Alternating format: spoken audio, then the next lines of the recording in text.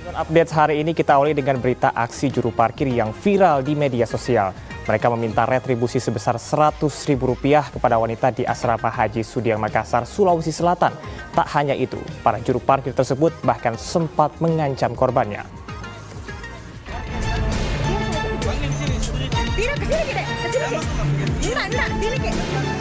Sejumlah juru parkir liar memalak biaya retribusi parkir dengan harga fantastis kepada seorang wanita yang hendak menjemput jemaah haji di halaman Asrama Haji Sudiang Makassar, Sulawesi Selatan. Korban yang merekam kejadian juga diancam telepon genggam dan kaca mobilnya akan dihancurkan. Polisi akhirnya menangkap ketujuh pelaku yang merupakan warga sekitar Asrama Haji Sudiang. Setelah ditahan selama 1x24 jam, mereka diminta menandatangani surat pernyataan tidak mengulangi aksi yang meresahkan itu. Kami berjanji tidak akan mengulangi lagi perbuatan dengan melakukan parkir liar. Sebelumnya, video pemalakan ini viral di media sosial lantaran Asrama Haji Sudiang Makassar sudah memasang tanda parkir gratis. Dari Makassar, Sulawesi Selatan, Wahyu Ruslan, iNews melaporkan. Kita masuk ke berita viral lainnya yang ini bikin geleng-geleng kepala pemirsa. Karena terlilit hutang, seorang ibu di Semarang, Jawa Tengah tega menjual bayi laki-lakinya yang masih berusia 14 bulan. Tersangka menjual anak kandungnya Rp30 juta kepada pembeli via media sosial.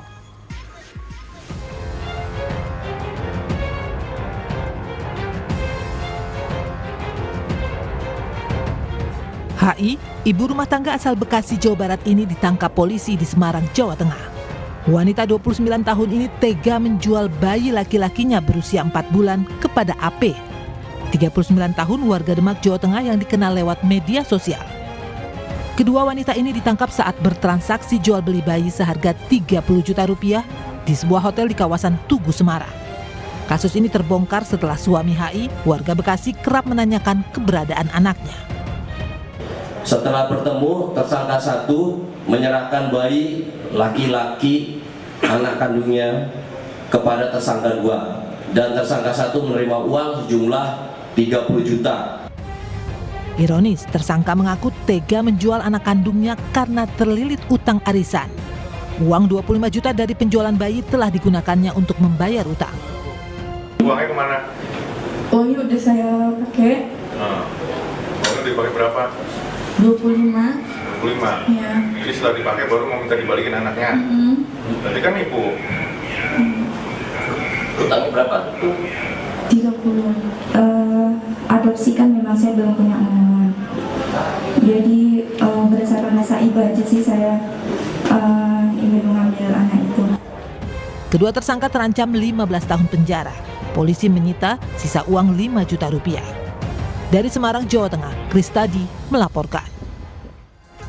Pemirsa, bagaimana jadinya jika kegiatan belajar mengajar tanpa infrastruktur yang memadai? Ya, memasuki tahun ajaran baru, ribuan siswa di Cianjur, Jawa Barat masih belajar di bawah tenda. Mereka terpaksa belajar dalam keterbatasan lantaran pembangunan gedung sekolah belum usai pasca ambruk diguncang gempa November tahun lalu.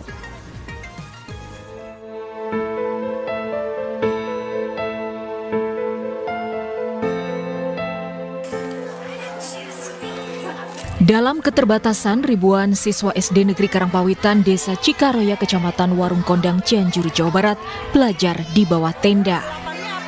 Terkadang kepanasan atau kedinginan saat hujan, namun tak menyurutkan semangat belajar. 8 bulan sejak gempa meluluh lantakan Cianjur November lalu, pembangunan sejumlah gedung sekolah yang ambruk belum juga selesai. Mimpi belajar di gedung kelas baru pada awal tahun ajaran ini juga belum terwujud. Data Dinas Pendidikan Cianjur, sebanyak 197 sekolah telah direnovasi dan dibangun ulang. Namun masih ada sekitar 2.000 siswa yang belum memiliki ruang kelas baru karena masih dalam proses pembangunan. Karena dari sekian sekolah, ada yang rusak berat, ada yang rusak sedang, dan ada yang rusak ringan. Nah, untuk rusak itu diharapkan semuanya menggunakan tenda. Ada yang di tenda pakai sesi 2 pagi dan siang. Terus ada yang belajar di madrasah, ada juga yang belajar di rumah orang tua.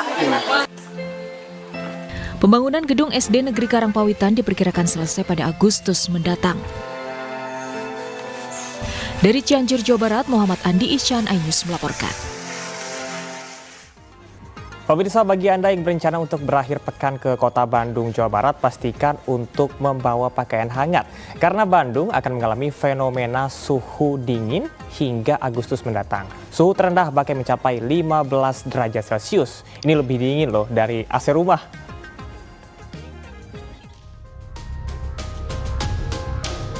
Kota Bandung dan sekitarnya akan kembali mengalami fenomena cuaca hingga akhir bulan Agustus mendatang. Fenomena suhu dingin akan lebih terasa karena suhu berada di kisaran 15 hingga 18 derajat Celcius. Menurut BMKG kelas 1 Bandung, perubahan suhu terjadi karena saat ini seluruh wilayah Jawa Barat mulai memasuki musim kemarau. Perubahan ditandai pada siang hari udara terasa panas terik hingga mencapai 33 derajat Celcius sehingga menyebabkan tutupan awan hampir tidak ada serta terasa panas. Sementara pada malam hari bumi melepaskan energi panas ke angkasa sehingga suhu udara lebih cepat terasa dingin. Fenomena cuaca ini merupakan imbas dari hembusan angin muson Australia. Angin timuran sudah mulai mendominasi wilayah Jawa Barat termasuk Bandung. Angin ini membawa udara yang dingin dan kering dari benua Australia menuju benua Asia. Jadi jika Anda berencana untuk berlibur atau berkunjung ke Bandung akhir pekan ini, pastikan untuk menyiapkan pakaian hangat dan pelembab untuk menghindari kulit kering imbas cuaca dingin. Dari Bandung, Jawa Barat, Ervan David melaporkan. Pemirsa, selain wisata di pegunungan, pantai juga asik nih untuk berakhir pekan. Pantai Karangcanggung di Pekon, Bandar Dalam, pesisir barat Lampung bisa menjadi pilihan destinasi wisata Anda. Meski terisolir, namun keindahannya jangan diragukan. Berikut liputannya.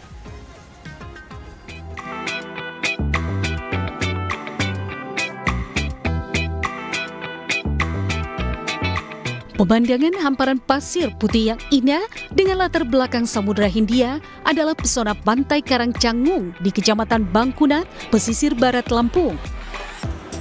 Di Pantai Karangcanggung, pengunjung akan disambut oleh hembusan angin sepoi beraroma wangi laut yang khas dan diikuti lantunan harmoni gemuruh ombak.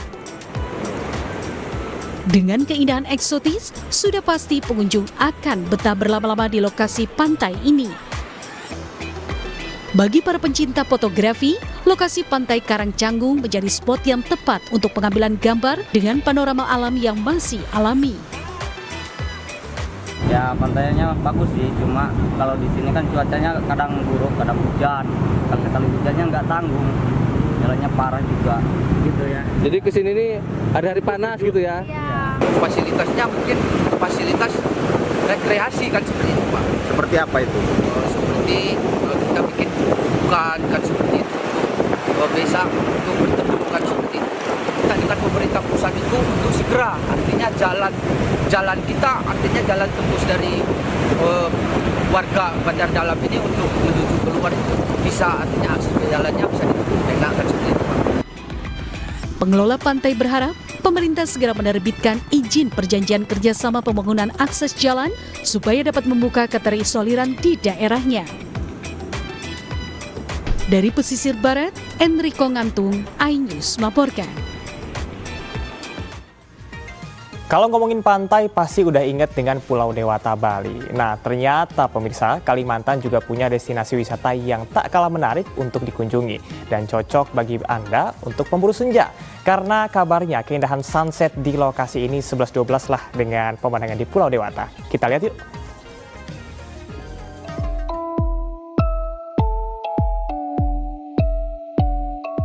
Inilah Langit Timur, destinasi wisata di Tenggarong seberang Kutai Kartanegara, Kalimantan Timur. Pesona alam menawan membuat liburan bersama keluarga semakin syahdu. Ditambah dengan momen matahari terbenam yang sayang untuk dilewatkan. Uniknya, tempat ini awalnya merupakan salah satu bekas galian tambang batu bara yang telah menjadi danau. Kemudian disulap menjadi destinasi wisata dengan berbagai fasilitas serta pesona sunset seperti berada di Pulau Dewata. Di sini pengunjung bisa berkeliling danau menggunakan perahu kembar. Kesan pertama di sini adalah jadi gini, bikin destinasi wisata itu tidak merusak alam. Pariwisata itu memelihara alam.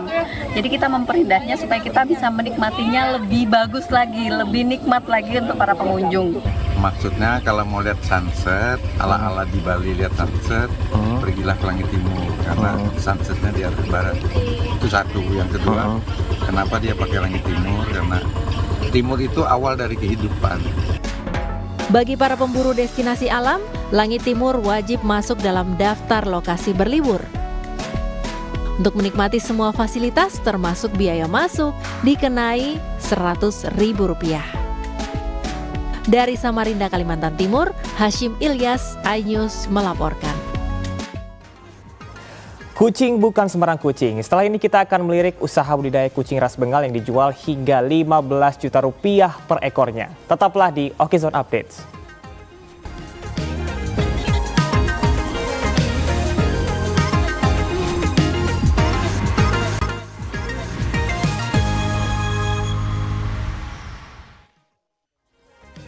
Ya, Okezone Updates masih menemani Anda pemirsa dari hobi menjadi cuan. Ini mungkin yang cocok menggambarkan seorang pria asal Pasuruan, Jawa Timur yang sukses membudidayakan kucing ras jenis Bengal. Kini ia bisa menjual kucing berwajah seperti macan tutul itu hingga Rp15 juta per ekornya. Keren.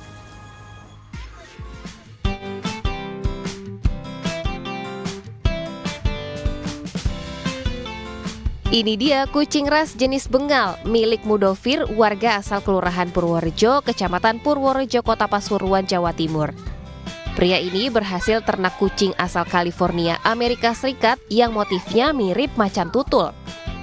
Dengan memanfaatkan halaman depan rumahnya, kandang-kandang ini berisi kucing anakan hingga dewasa. Cara merawat kucing Bengal juga tidak sulit. Setiap hari tinggal diberi makan, kemudian vitamin, dan yang terpenting menjaga kebersihan kandangnya. Bapak dua anak ini mulai membudidayakan kucing Bengal sejak 2022 silam, hingga sudah berhasil membudidayakan puluhan ekor kucing Bengal. Kepala ayam direbus sampai dia lunak, enak makannya.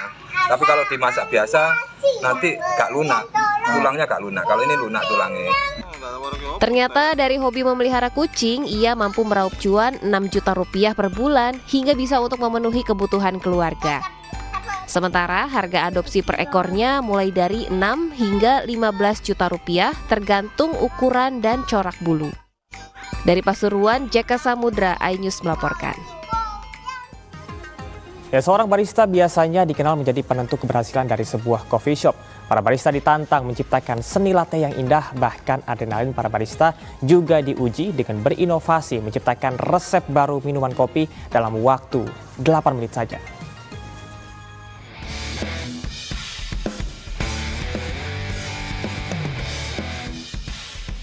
"16 barista atau peracik kopi mengikuti kompetisi di kawasan wisata Kuta Badung, Bali. Para barista harus bisa melewati tantangan dalam waktu 8 menit.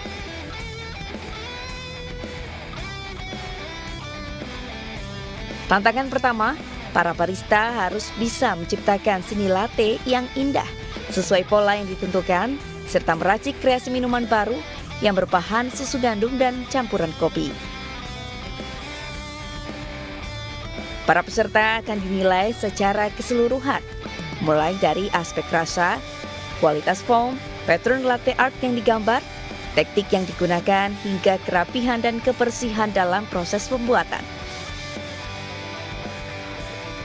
Di mana kita menilai kemiripan dari contohnya, terus kemudian harmoni sama kontras dari susu dan espressonya, dan juga secara profesionalisme dia yang untuk menghadirkan kopi tersebut ke depan juri. Nomor 1 sih patternnya bikin kaget tuh patternnya tuh. Terus yang kedua, karena kan kita pakai susu oat kan, itu sangat susah karena kita harus tahu ketebalan foam sama suhunya itu yang bikin kita agak susah lain lah dari yang lain. Tak hanya piawai dalam membuat secangkir latte art, barista juga harus mampu mempresentasikannya di hadapan para juri. Pemenang kompetisi ini akan diguyur hadiah uang senilai lebih dari 100 juta rupiah, ditambah hadiah mesin pembuat kopi. Dari Badung, Bali, Bagus Alit, iNews melaporkan. Biasanya kalau kita merebus telur dilakukan di atas kompor atau perapian. Nah, jika berwisata ke Dieng, Jawa Tengah, Anda bisa menikmati sensasi merebus telur di Kawah Chandra di Muka. Penasaran melihat keseruannya? Berikut liputannya untuk Anda.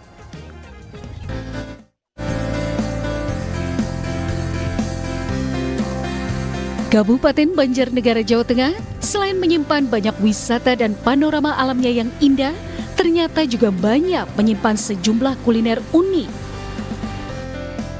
Salah satunya yang mungkin jarang dijumpai di tempat lain adalah telur rebus kawah. Ya, sesuai namanya, telur direbus langsung dari dalam kawah yang ada di Kompleks Wisata Kawah Chandra di Muka. Pengalaman merebus dan menikmati telur rebus di tengah udara dingin objek wisata Dieng, Banjarnegara memiliki sensasi dan kenikmatan tersendiri. Apalagi cuaca Dieng saat ini cukup dingin, suhu terendah pada bulan Juli mencapai -5 derajat Celcius. Kota Kawah Chandra di Muka ya, di sini tuh menarik, kita bisa merebus telur dari sini, bisa langsung dimakan di sini, rasanya tuh beda gitu. Ada sensasi apa ya? Beda pokoknya sama telur-telur yang direbus biasa. Lebih enak ya? Iya. Terus ada apa lagi? Mata air juga di sini ya? Ada mata air yang bisa langsung diminum. Itu juga apa? Kalau mitosnya bisa digunakan untuk awet muda. Awet muda.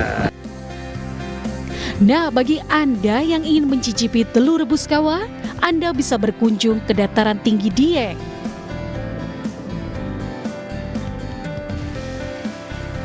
Dan Anda cukup membayar Rp5.000 untuk tiket masuk ke Kawah Chandra di Muka. Dari Banjarnegara, Jawa Tengah, Elis Novit, iNews melaporkan. Pemirsa, jika Anda berkunjung ke Tanah Rencong harus mencicipi kuliner ikan bandeng tumeh dengan aneka bumbu khas Aceh. Kuliner satu ini sangat mudah dijumpai warung tradisional di Banda Aceh. Seperti apa proses dan rasanya? Berikut liputannya untuk Anda.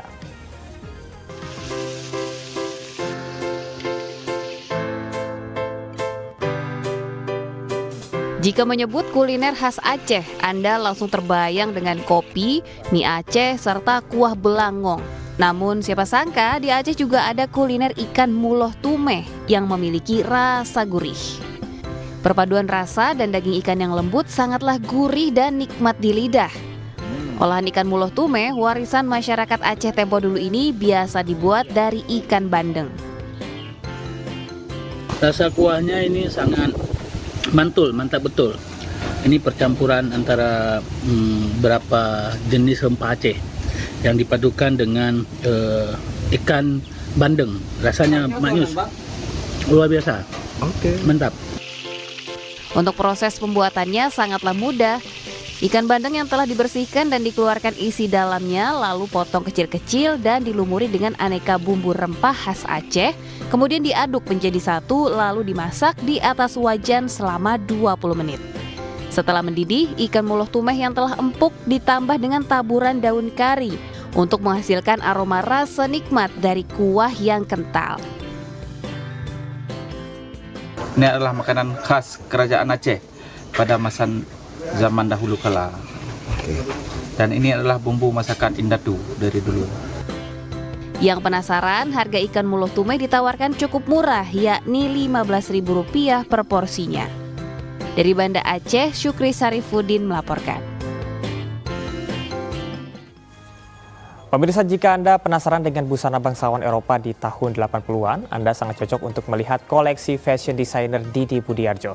Baru-baru ini ia menggelar fashion show bertajuk Cafe Society yang menampilkan 55 karyanya ala Eropa lengkap dengan hiasan kepala nan elegan.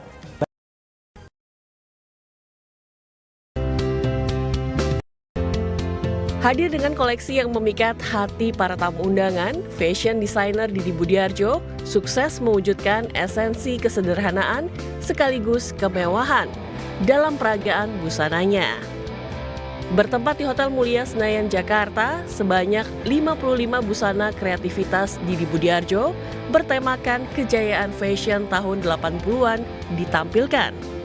Semua gaun terlihat elegan, lengkap dengan aksesori kepala yang tampak beda dari yang lain. Tata panggung juga dibuat sedemikian rupa, hingga semakin menonjolkan sisi glamor dari pertunjukan. Inspirasinya beberapa bulan yang lalu memang saya mendapat kesempatan untuk melawat ke Paris dan saya tinggal di satu hotel yang sangat legendaris di mana show-show besar tahun 80-an dan 90-an itu dilakukan. Dan semua maestro mode itu pernah melakukan fashion show di ballroom itu. Dan setiap mau sarapan di kafe yang terkenal itu, kafe itu juga kebetulan tempat berkumpulnya orang-orang yang sangat terkenal dari berbagai pihak, dekat dengan opera, dan saya rasa itu menginspirasi. Dengan puluhan koleksi yang ditampilkan, berhasil memikat para pengunjung yang datang termasuk para artis dan public figure. Iya Mas Didi, koleksinya gini nih, karena kadang-kadang kalau fashion show ada baju yang memang wah keren tapi nggak bisa dipakai, maksudnya kita nggak bisa pakai. Tapi kalau Mas Didi baju-bajunya tadi relatif bisa dipakai semua. Terus banyak yang misalnya kayak saya kerasa, aduh itu aku banget gitu bisa gitu pakai. Selain mengundang artis, Didi Budiarjo juga mengajak 100 siswa fashion design agar ikut menyaksikan peragaan busana kali ini. Menurutnya, para siswa yang belajar tata busana juga patut diundang dalam parade busana ini yang memadukan model busana era 80 dan 90-an dengan sudut pandang sang desainer yang sederhana namun tetap kekinian. Dari Jakarta, Jen Cahyani, Leman, Pandu Priyo Aji, iNews melaporkan. Informasi tadi menutup perjumpaan kita hari ini di Oke Zone Update. Saya Chamar Heda pamit, terima kasih atas perhatian Anda, sampai jumpa dan see ya.